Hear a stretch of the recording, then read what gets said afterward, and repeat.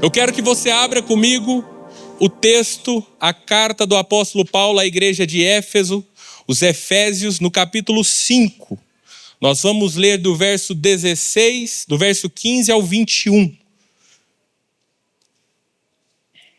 Efésios, capítulo 5, verso 15. Lá fala o seguinte, versão Nova Almeida atualizada. Portanto, tenham cuidado com a maneira como vocês vivem.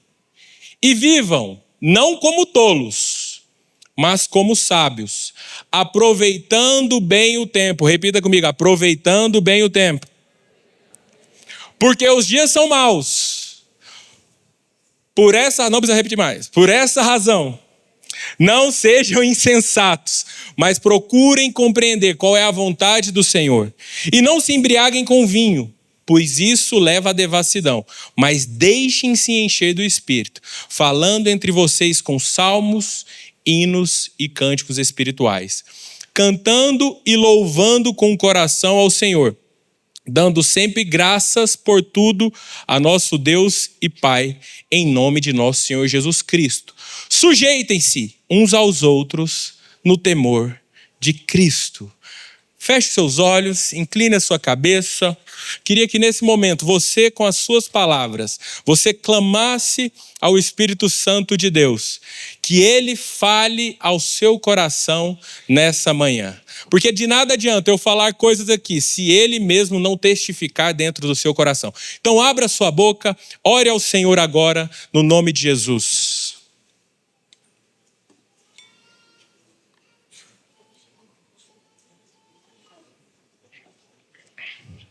Senhor, nós colocamos, Pai, a nossa vida na Tua presença. Nós colocamos esse momento, Pai, em que temos a oportunidade de sermos instruídos à luz da Tua palavra. Obrigado, Pai, pelo privilégio de podermos nos reunir como igreja hoje para celebrar o dia do Senhor e celebrar a ceia do Senhor. Senhor, que o Senhor fale conosco através das Escrituras, Pai. Nos livre de qualquer distração do maligno, mas que nós saiamos daqui transformados e renovados pela Tua palavra, em nome de Jesus. Glória a Deus. Hoje, irmãos, então eu quero falar a respeito de nós não desperdiçarmos os nossos dias à luz de Efésios 5. Para que nós entendamos como que nós não vamos desperdiçar os nossos dias, nós precisamos antes entender o conceito de desperdício e o desperdício de quê, propriamente dito. Paulo, na carta aos Efésios, nesse momento, ele está nos dando a instrução a respeito de como nós gastamos o nosso tempo. Nós sabemos que tudo aquilo que nós entendemos e enxergamos como criação, o universo inteiro ele é formado por espaço, tempo e matéria. São 3 dimensões que elas são inseparáveis e sustentam toda a realidade criada pelo nosso Senhor. E dentre essas, o tempo, ele sempre me chamou a atenção. Porque o tempo, diferentemente do espaço e da matéria, a gente não consegue percebê-lo visualmente. A gente não consegue tocar o tempo de alguma forma. O tempo, ele nem pode ser visto isoladamente. Como que a gente experimenta e vê que o tempo está acontecendo? Através do movimento. Vou te dar um exemplo prático. Os dias, eles são medidos como? Pela rotação da Terra. O ano, ele é medido como? Pelo movimento de translação da Terra ao redor do Sol. Então o tempo, portanto, ele é uma grandeza fundamental que não pode nem ser criada e nem ser destruída por nós. O tempo ele pode ser apenas percebido através dos movimentos.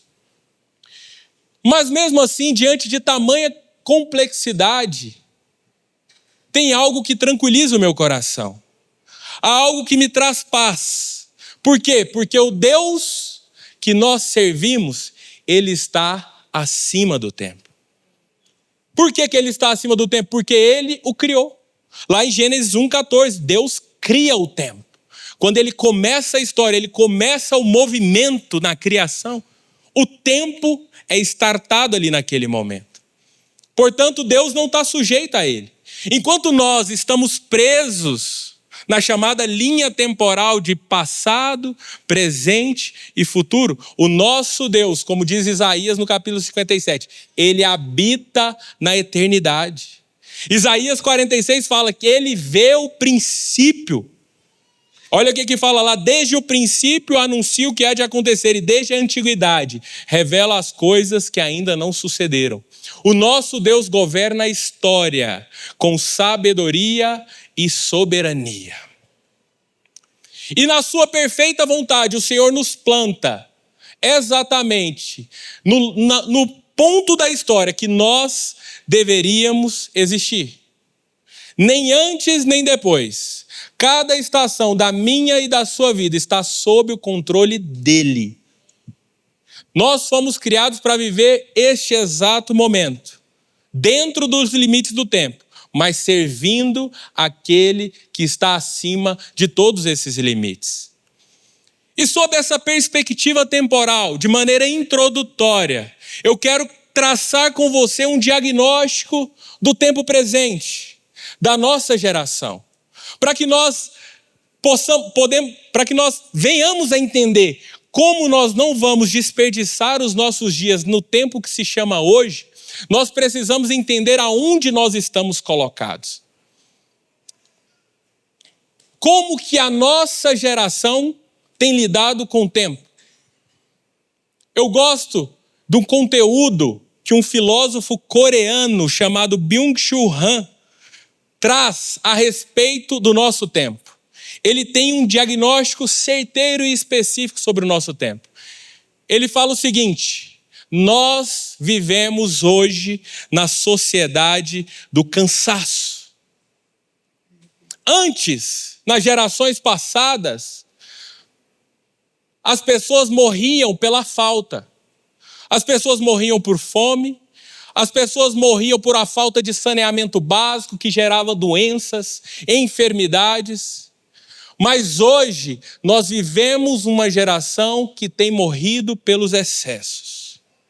Tem morrido pela obesidade, tem morrido pelos infinitos estímulos, tem morrido por agendas impossíveis de serem cumpridas. Esse é o retrato da nossa geração. E é interessante ele traçar dessa forma, porque contra doenças, contra vírus, o nosso corpo ele produz anticorpos. Mas contra aquilo que é gordura, não há anticorpos. Nós estamos suscetíveis e fadados ao fracasso, se nós não tivermos um avivamento de consciência e entendermos que até o que é bom demais para nós tem nos esgotado. E esse excesso, ele vem acompanhado de um novo pano de fundo. Se antes o nosso paradigma, aquilo que vinha como fundo da nossa história, era a nossa luta contra as enfermidades, contra as doenças, hoje o paradigma que antes era imunológico se torna psíquico. Nós estamos em meio à geração da ansiedade. Nós vivemos no país mais ansioso do mundo. Nós vivemos um contexto geracional que as pessoas elas estão sendo paralisadas pelo burnout, pelo excesso de trabalho. Esse é o contexto que nós vivemos. E aí, nós percebemos que nós estamos em uma geração de possibilidades infinitas, de autoexigência sem freios. E nós vivemos essa transição, porque até pouco tempo, as pessoas viviam com uma vida que era extremamente desenhada e limitada. Vou te dar alguns exemplos.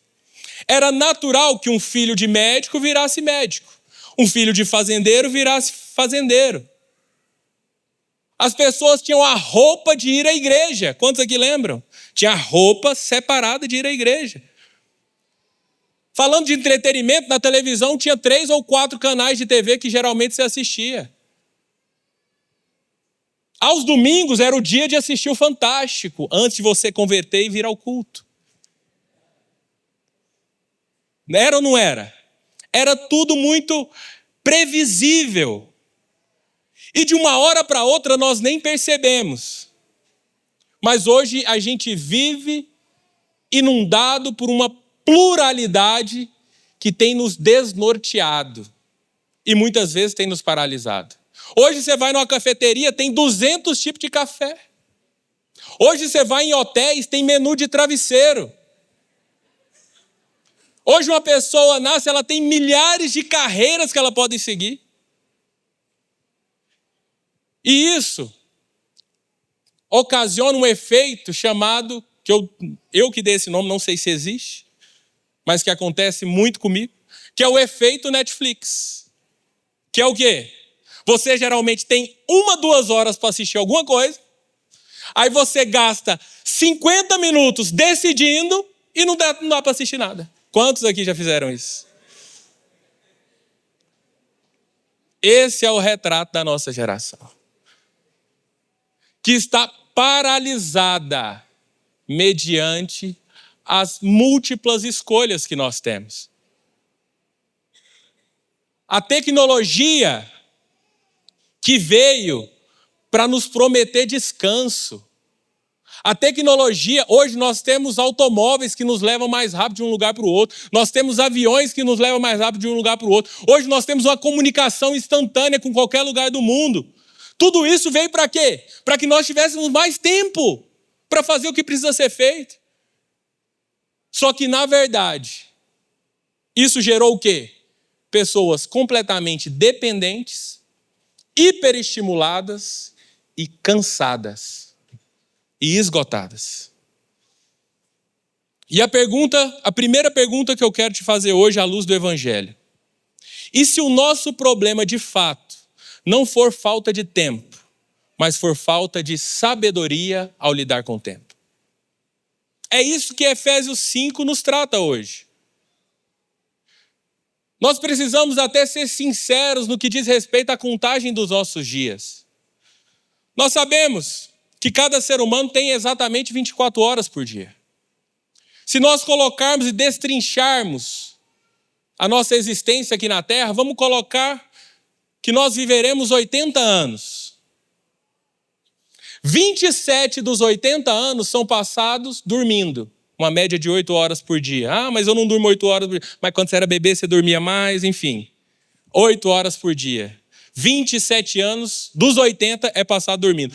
15 anos são divididos entre infância e adolescência.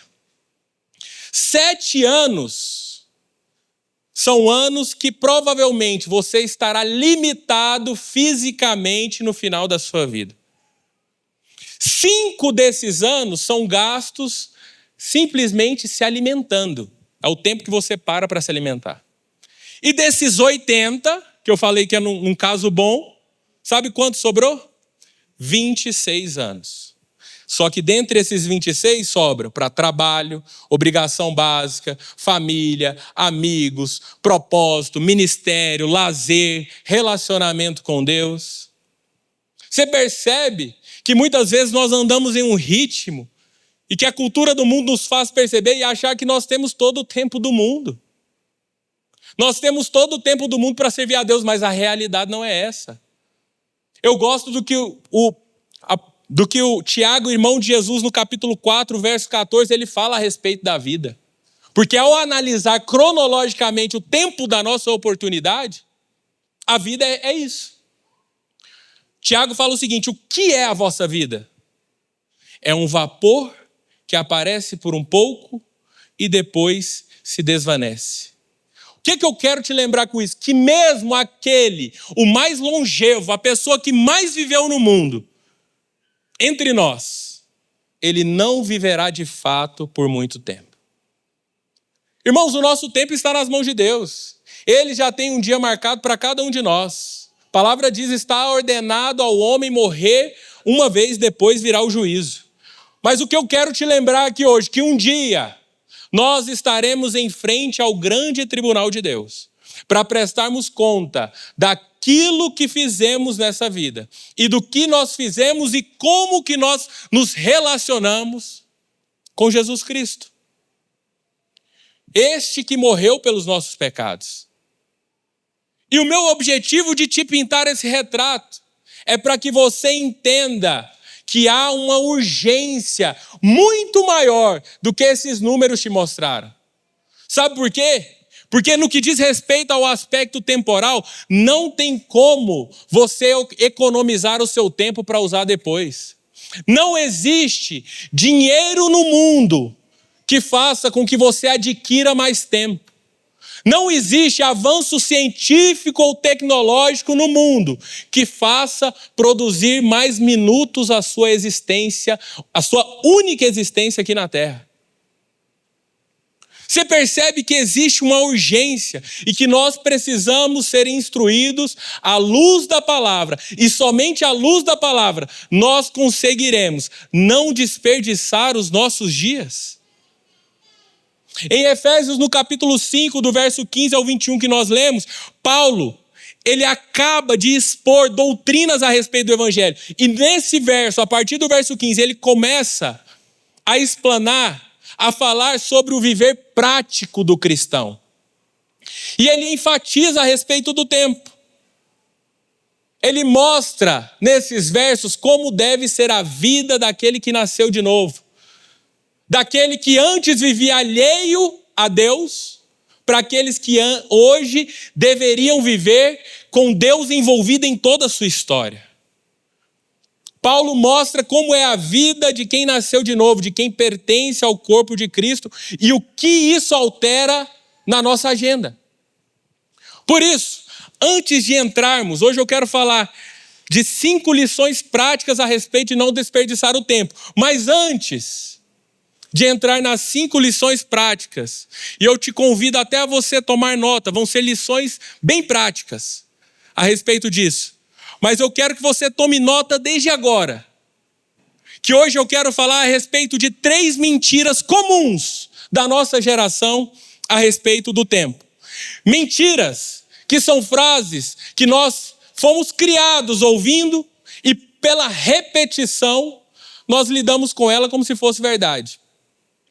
São frases culturais que muitas vezes nós temos que estar com os ouvidos espirituais atentos, para que isso não internalize nos nossos corações. A primeira delas, primeira mentira comum sobre o tempo é dinheiro. Quantos aqui já escutaram isso? Que o tempo é dinheiro. Isso é uma visão completamente mundana. Quando eu falo mundana, é uma visão que está dominada pela cultura do mundo. Quando nós falamos que o tempo é dinheiro, nós estamos reduzindo a nossa existência a uma rentabilidade. Você trabalha apenas para comer.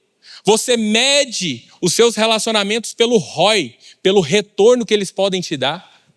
Você mede. Nós vivemos em uma geração que as pessoas até os momentos de lazer, de alguma maneira, tem que ser um lazer intencional que produza algo. Aí, com essa mentalidade, filhos não se tornam simplesmente graça de Deus na sua vida, se tornam projetos pessoais, em que você investe durante o tempo, e você faz a sua planilha e fala, daqui a um tempo ele vai me dar um retorno. Isso não tem nada a ver com as Escrituras. Uma vida reduzida ao aqui e agora menospreza o poder de Deus em nós. Sabe qual que é o resultado disso? De pessoas que vivem guiadas como se o tempo fosse dinheiro? Pais que às vezes negligenciam tempos livres que porventura eles possam ter com o filho, porque não rendem nada. Casais que muitas vezes não conversam entre si, não gastam tempo juntos, porque tempo é dinheiro. Cristãos que, enquanto deveriam estar orando, não gastam o seu tempo em oração, porque a oração de fato não paga boleto. Essa é a mentalidade que traz para dentro dos corações. Mas eu estou aqui para te lembrar de algo. Existe um Deus que é eterno. Nós servimos a um Deus que é eterno, que é o Rei dos Reis, o Senhor dos Senhores. Ele está fora do tempo. O Salmo 90 declara, de eternidade a eternidade tu és Deus. Se Deus é eterno, sendo Deus eterno, aquilo que nós fazemos no tempo que Ele criou tem consequências eternas. Sabe essa conversa, esse momento improdutivo que você pode ter com seu filho? Pode marcar a vida dele para a eternidade. Sabe aquela oração que você acha que não rende nada, que não paga o seu boleto? Essa oração tem o poder de mover os céus. Sabe aquele ato de bondade que você faz sem esperar nada em troca? Esse ato o Senhor mesmo registra nos livros eternos. Você entende que a perspectiva da eternidade tem que tomar conta da nossa visão natural? Jesus nunca perguntou nas suas atitudes se isso ia dar lucro ou não. Jesus não estava preocupado com o lucro quando foi lavar os pés dos discípulos. Jesus não curou leprosos porque eles poderiam dar algo em troca. Jesus não passa 40 dias orando porque ele queria uma bênção financeira. Jesus não investiu a sua vida, tudo que ele sabia, em 12 homens comuns, porque ele sabia que isso de alguma maneira ia dar retorno a ele. O fato de Jesus agir dessa forma foi o que nos faz estar aqui hoje. Essa percepção é o que mudou a sua e a minha história. Simplesmente porque ele anda debaixo de uma visão que não é natural. É um ponto de vista da eternidade. Essa é a primeira mentira. O tempo não é dinheiro. O tempo é uma oportunidade de glorificar a Deus. Reduzir toda a nossa existência a um lucro financeiro empobrece o sentido da criação. Empobrece você. Você já percebeu a complexidade da criação, a complexidade que você é? A complexidade no que diz respeito ao funcionamento do corpo humano, às suas relações. E você acha que pode reduzir isso simplesmente à vida financeira. Segunda mentira. O tempo resolve tudo. No final, dá tudo certo. Quantas vezes nós já ouvimos isso? Ah, não, daqui a um ano você nem vai lembrar disso. No fim, tudo dá certo, e se não deu certo é porque não chegou ao fim. Muito bonita essa frase. De um escritor jornalista brasileiro, mineiro, Fernando Sabino. Isso virou um mantra na nossa sociedade. Mas não é Bíblia. Efésios 5 nos lembra que os dias são maus. O pecado afetou tudo. O pecado afeta toda a criação, nossa relação com Deus, com a natureza, com as pessoas e até com o próprio tempo. O problema dessa mentira que parece a verdade, que é um sofisma, que ela trata o tempo como se fosse Deus. Um Deus que perdoa os pecados simplesmente ao deixar os dias passarem. Mas eu estou aqui para te lembrar algo. O relógio não salva ninguém. O relógio não perdoa ninguém. É o sangue de Jesus quem purifica. É o sangue de Jesus quem salva. Não foi o Cronos que morreu na cruz, foi Cristo que morreu na cruz. É Jesus quem perdoa os pecados, é Jesus quem reconcilia, é Jesus quem perdoa as suas falhas, é Jesus quem perdoa o adultério, quem perdoa a mentira, quem perdoa a corrupção, quem perdoa o ódio, quem perdoa a vingança. O mero passar do tempo não perdoa nada. Sabe o que o tempo faz? O tempo enterra sem resolver, e muitas vezes enterra mesmo. A reconciliação, a palavra de Deus nos mostra que o evangelho é também um ministério da reconciliação. A reconciliação genuína, ela vem de Deus e não do passar dos dias de um calendário. Terceira mentira, não tenho tempo. Essa é a campeã. Pode ser que você tenha falado isso ontem, ou antes de vir ao culto. Essa é a maior desculpa do mundo. Todo mundo usa. Ah, não, eu estou sem tempo para orar, não tenho tempo para ler a Bíblia. Ah, não, é porque, você sabe, né, meu filho nasceu, né, Vanessa? Estou sem dormir. Alguém ficou lá com o Cristo para a Vanessa vir ao culto. E aí eu não estou tendo tempo.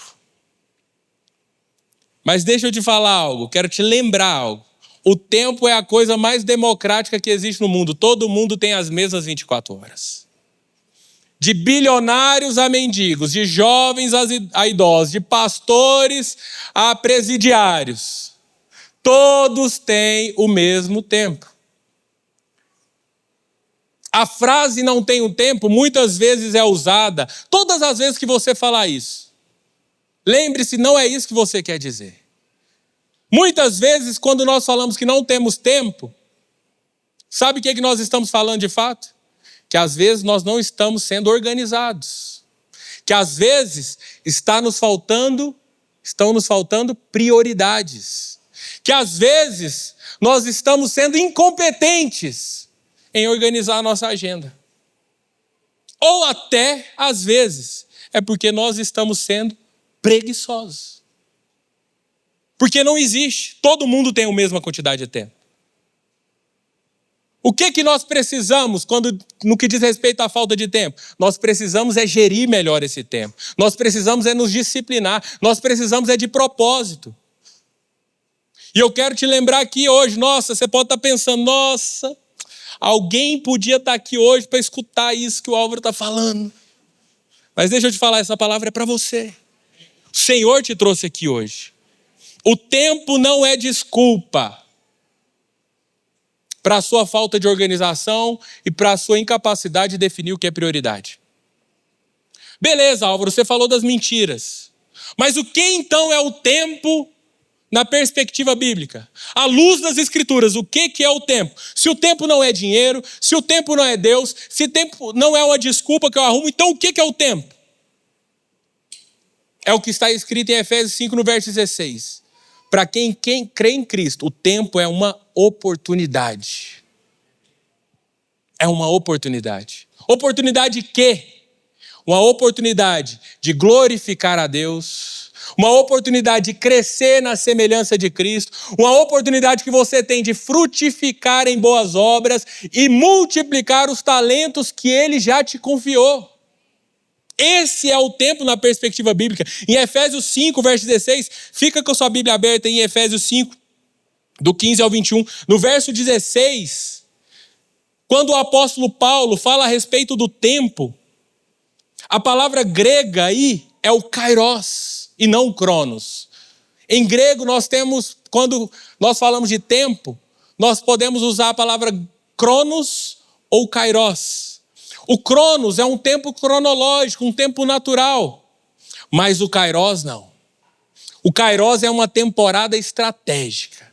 É um momento oportuno. É um recorte específico da sua existência para frutificar para a glória de Deus. É isso que naturalmente é esperado dos filhos de Deus. Da mesma forma que é esperado que uma bailarina saiba dançar, que um policial saiba manter a ordem, que um médico tenha capacidade de salvar vidas. É natural nós esperarmos que os filhos de Deus deem frutos ao seu medido tempo. Ou seja, uma vida produtiva, mas sob uma nova ótica. Uma vida que é produtiva para a glória dele. Sabe, você tem que perceber que o Senhor te chama não simplesmente para ser um cano ou um fio transmissor daquilo que Ele te dá. Não é isso. Não é, Álvaro, eu vou receber o seu conteúdo aqui e vou passar para frente. Amém, isso é lindo. Seria lindo. Mas o Senhor, ao invés de nos considerar dessa forma, eu gosto da ilustração que o Salmo 1 dá. Que ele fala que nós somos como uma árvore plantada junto a correntes de água, que dá o fruto no tempo certo. Nós não simplesmente somos chamados para transmitir algo, nós somos chamados para multiplicar. A árvore não é simplesmente só uma transmissora. A árvore não simplesmente dá o fruto, ela também dá a sombra, ela também purifica o ar, ela também abriga a vida, ela também fortalece o solo. É esse o estilo de vida que o Senhor tem para nós. Essa é a nossa vocação. Não é simplesmente transmitir um conteúdo, mas é frutificar em amor, é gerar discípulos, é multiplicar talentos. E antes de entrarmos na quinta lição prática, ou nas 5 lições práticas, eu quero te fazer uma pergunta. Você, hoje, de fato, está frutificando ou apenas está ocupado na sua agenda?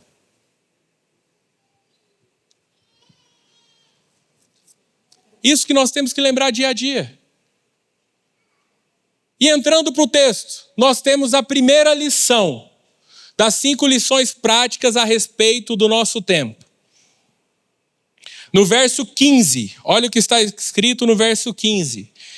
Tenham cuidado com a maneira como vocês vivem, não como insensatos, mas como sábios. Primeira coisa, não desperdice o seu tempo com insensatez.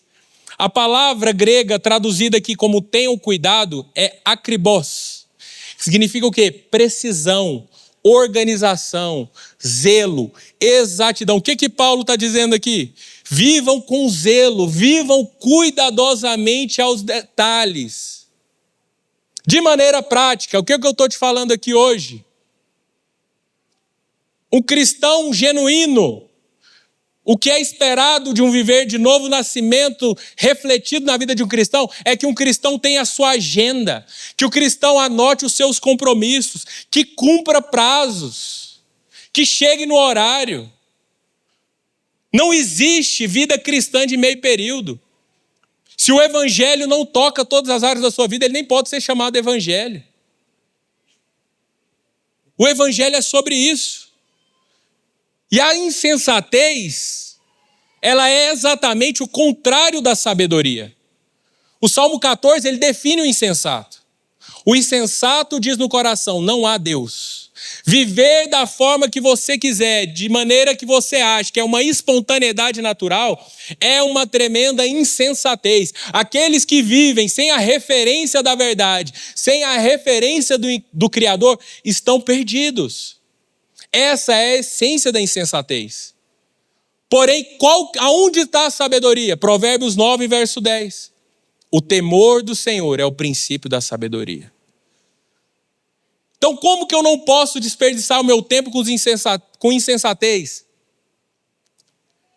Primeira coisa, acerte as suas prioridades. Defina o que é prioridade na sua vida. Nós temos famílias na nossa geração que têm invertido prioridades. Mães que às vezes têm mimado os seus filhos e negligenciado seu marido. Nós temos profissionais que têm sacrificado a sua família no altar da sua carreira. Nós temos cristãos que têm tempo para tudo, que é tipo de entretenimento, mas não tem tempo para ler a palavra de Deus. Jesus foi claro ao dizer, buscai primeiro o reino de Deus e a sua justiça, e as demais coisas vos serão acrescentadas. Percebe? Prioridades. Jesus está mostrando a prioridade. Jesus não está procurando, não está fazendo uma barganha com esse verso. Jesus está mostrando o que é prioridade. Segunda coisa, valorize o seu tempo. Jesus também disse, não deem pérolas aos porcos.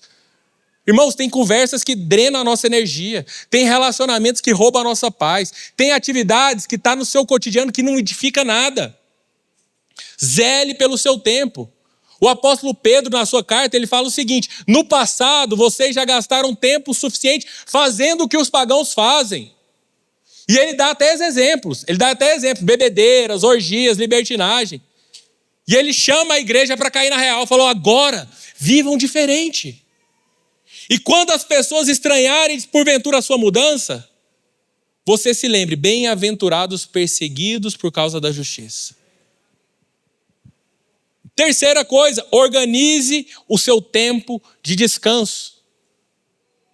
O descanso na vida cristã é uma disciplina.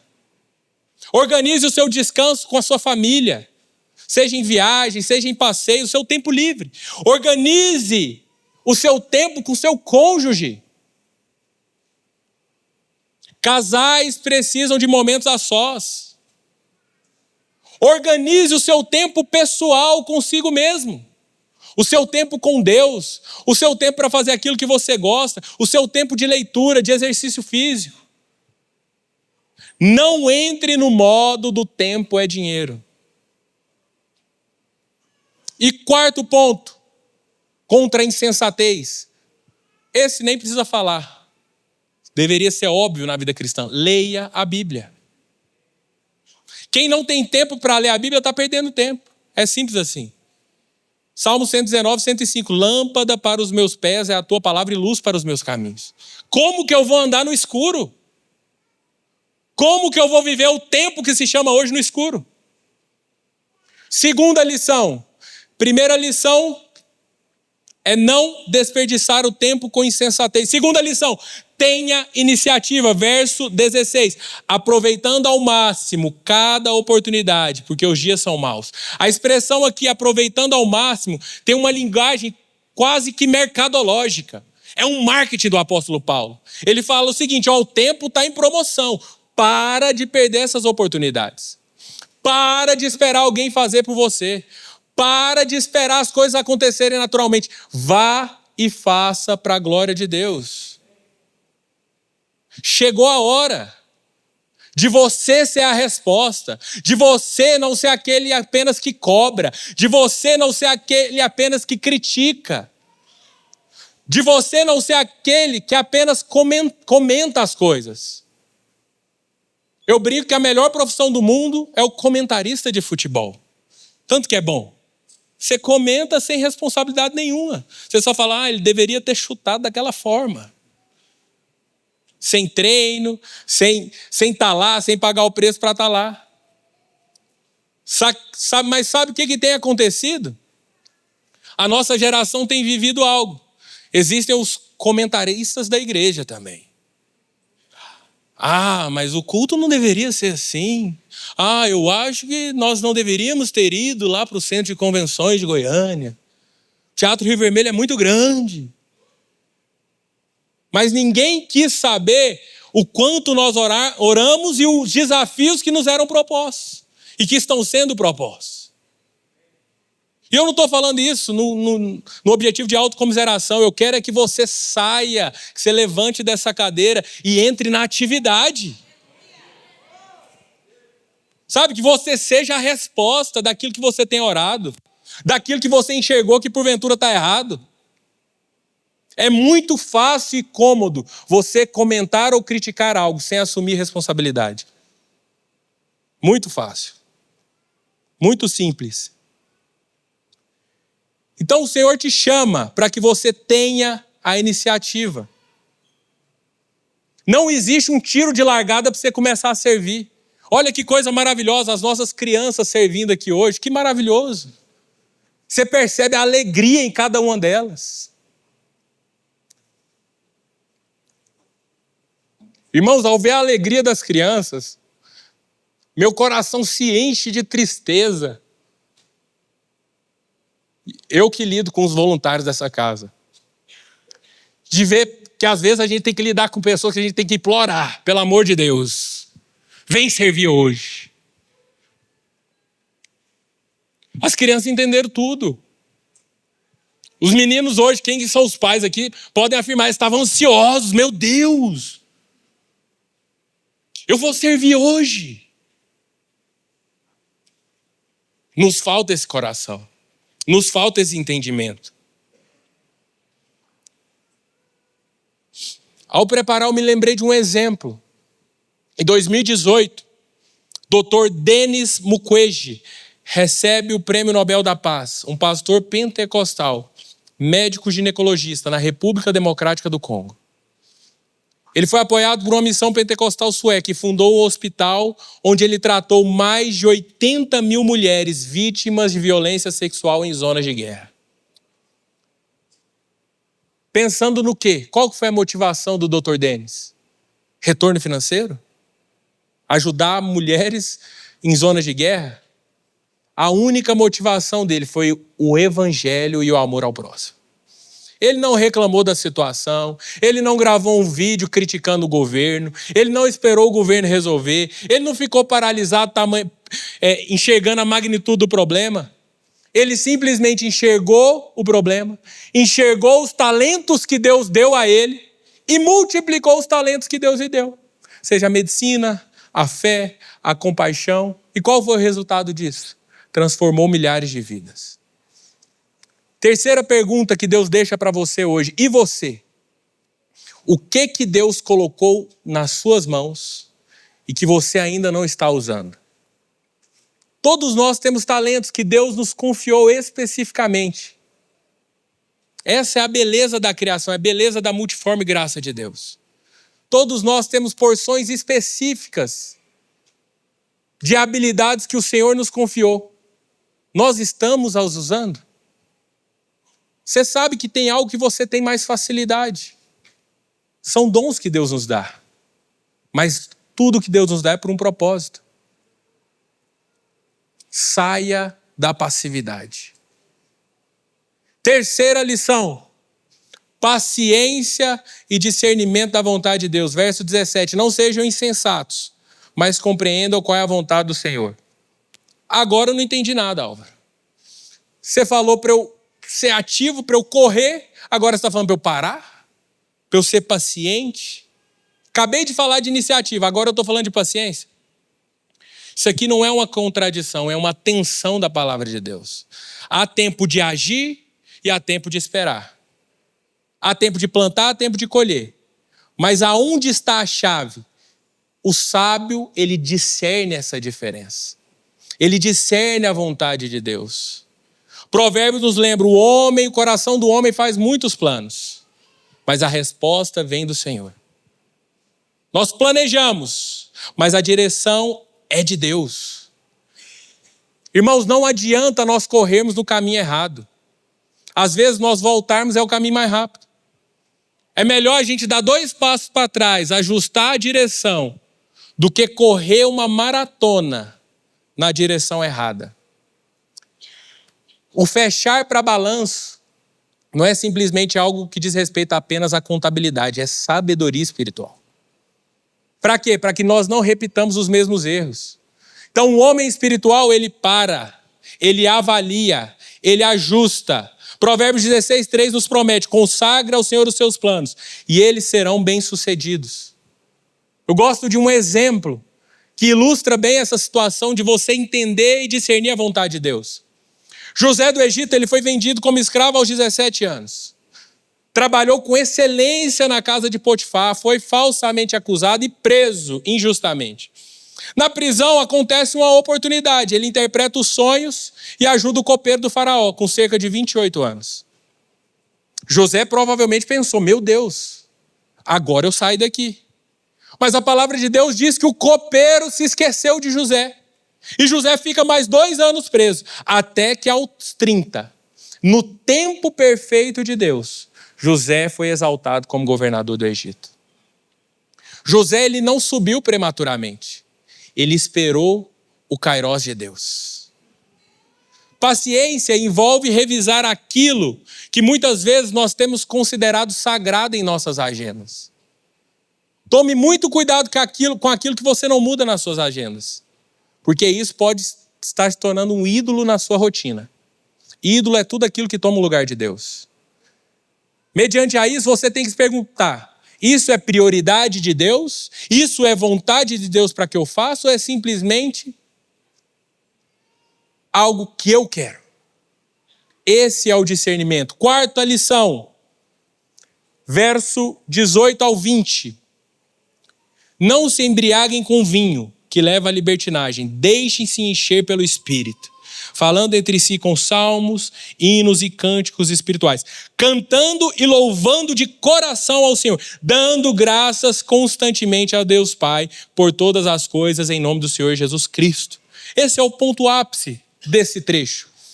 A gratidão ao invés de reclamação. Paulo, ele faz um contraste poderoso aqui entre a embriaguez e a vida cheia do Espírito. O que a embriaguez nos lembra?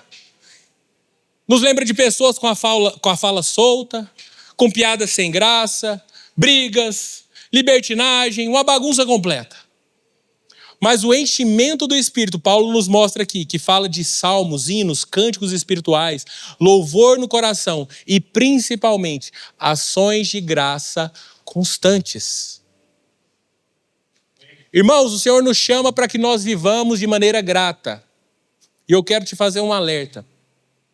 A gratidão que o Senhor nos chama a viver não é simplesmente uma gratidão que quando acontece um problema, quando a tempestade te assola, quando acontece algum imprevisto, você religiosamente fala, mas eu tenho que agradecer, obrigado, Senhor.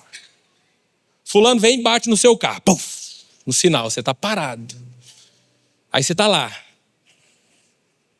Aquele coração assim, querendo sair do carro daquele jeito. Aí você respira e fala, obrigado, Senhor. Deixa eu falar obrigado, Senhor, o que vai resolver? Não é sobre isso. A gratidão que o apóstolo Paulo está mostrando aqui é uma gratidão que é consequência natural. Não é você falar que você vai acalmar o seu coração. É que você está tão cheio do Espírito, que o seu coração está tão nas coisas eternas, que isso não te afeta. Você fala, Senhor, eu tenho muito mais coisas para agradecer. Esse é o alvo da nossa vida. Essa é a forma de viver uma vida que é grata. Sabe aquele momento no texto de 1 Samuel, que Samuel ele levanta uma pedra e fala o seguinte, até aqui o Senhor nos ajudou. Esse deve ser o nosso estilo de vida. Nós passamos por dificuldades, nós passamos por problemas, nós estamos sujeitos às tempestades da vida. Mas a nossa vida, se você for sincero, está recheada de coisas boas. Está recheada de vitórias. Está recheada de livramentos. E às vezes, livramentos que você nem percebe. Esse é o Deus que tem te sustentado. Então por isso, nós não temos motivo para viver reclamando. Nós temos motivo para levantar essa pedra e falar, até aqui o Senhor nos ajudou. Louvado seja o nome do Senhor. E a quinta e última lição que eu quero deixar para a igreja hoje. Verso 21. Sujeitem-se uns aos outros no temor de Cristo. Esse versículo, ele é uma ponte. Como nós sabemos, a divisão da Bíblia em capítulos e versículos, ela vem bastantemente posterior ao ato do apóstolo Paulo a escrever a carta. A carta era um volume único. E esse versículo, ele traz uma ponte naquilo que o apóstolo Paulo estava falando a respeito do tempo, para a respeito dos nossos relacionamentos. Então, a partir do verso 22 até o versículo 9 do capítulo 6, você vai ver o apóstolo Paulo falando do relacionamento entre marido e mulher, entre pais e filhos, entre servos e senhores. Mas o princípio que começa aqui é a sujeição mútua no temor do Senhor, a humildade. Irmãos, não existe cristão genuíno sem humildade. A humildade é a característica que nos distingue de toda e outra qualquer religião existente na face da terra. O Senhor nos chama para que nós exerçamos a humildade todos os dias nas nossas vidas. Como que nós exercemos a humildade? Primeira coisa, aprenda a ouvir. Tem aquela frase, né? Deus te fez com 2 ouvidos e uma boca, para você escutar mais do que falar. Ouça as pessoas, ouça sua liderança, ouça seus pais, ouça seu patrão experiente, ouça o trabalhador, ouça a pessoa que está ao seu lado. Ouça as pessoas. Quem não ouve ninguém não aprende nada. Ouve aquelas pessoas que pensam diferente de você. Nós vivemos uma geração totalmente polarizada, que as pessoas têm medo de conversar com aqueles que são contraditórios. E aí, o encontro, a conversa entre pessoas que pensam diferente vira um evento. Quantos perceberam que está famoso na internet os vídeos de debate? Um fulano que pensa assim contra 30 que não pensa assim. Por quê? Porque isso não é natural. As pessoas não têm paciência para escutar uns aos outros, quanto mais aqueles que pensam diferentes. Mas deixa eu te falar algo, o arrogante é quem ouve só as suas próprias opiniões. O humilde ouve até as críticas. Provérbios diz, o caminho do insensato parece certo aos seus olhos, mas o sábio ouve conselhos. Quem não ouve é arrogante. Se você só ouve o que te agrada, eu tenho que te falar isso. Se você só ouve o que te agrada, você é uma pessoa que está se tornando insuportável. Nós cristãos temos que desenvolver essa habilidade de expressar a humildade através da forma com que nós escutamos uns aos outros. Sabe por quê? Porque se você acha que você sabe de tudo, você parou de crescer nesse momento. Irmãos, eu louvo a Deus, porque na perspectiva que nós edificamos essa casa, nós temos a convicção que nós não somos a solução para a cidade de Goiânia. Nós temos muito que aprender com todas as denominações dessa cidade. E quando eu falo aprender com as denominações, não é com as grandes. É com todas. É com a grande e é com a menorzinha do bairro mais periférico que existe nessa cidade. O Senhor nos chama para aprender com todos. Valorize as pessoas que Deus colocou do seu lado. Nós vivemos uma geração também que nós corremos o risco de valorizar aquele que nós estamos escutando no YouTube. Pregador de internet é uma beleza, né? Você está escutando lá. Você não está relacionando. É muito cômodo. É muito cômodo. Nós nos relacionarmos simplesmente de maneira indireta. Valorize as pessoas que o Senhor coloca ao seu lado. Saiba disso, o Senhor te trouxe aqui hoje para que você saia daqui com a mente renovada, para que você viva todos os dias para a glória dEle. Se porventura você estava aqui achando que você deveria investir o seu tempo em troca de uma rentabilidade, eu estou aqui para te lembrar que existe um banco que nunca vai falir. Um banco que vai te trazer a rentabilidade eterna. Um banco que não vai passar.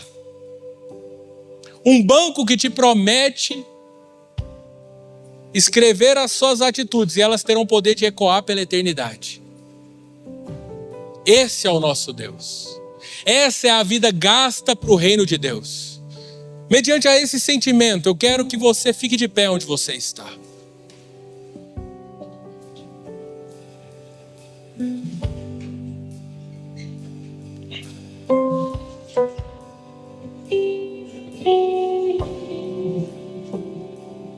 Nessa manhã eu quero que você guarde no seu coração que o tempo não é Deus, que o tempo não é dinheiro, que o tempo não é desculpa. Eu quero que você se lembre que o Senhor te chama para que você viva com sabedoria. Você não desperdice o seu tempo com insensatez. Que o Senhor te chama à ação, que você tenha iniciativa. Que o Senhor te chama a viver com paciência, para que você discirna a vontade dEle. Para que você viva uma vida grata. Para que você viva debaixo da humildade dEle.